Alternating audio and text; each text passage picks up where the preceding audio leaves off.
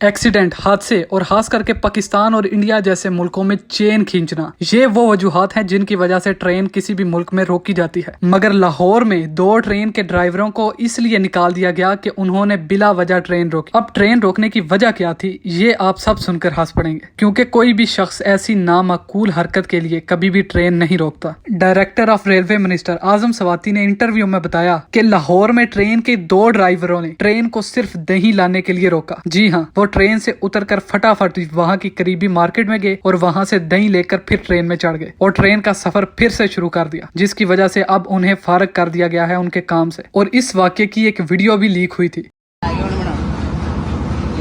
Pakistan railway का driver, ये check करें जी, ट्रेन बीच में रोक कर स्वैग देखें इनका। आप ट्रेन बीच में रोक के तो जनाब दही लेने उतरे, अम्मी जी ने दही लेने भेज दिया था।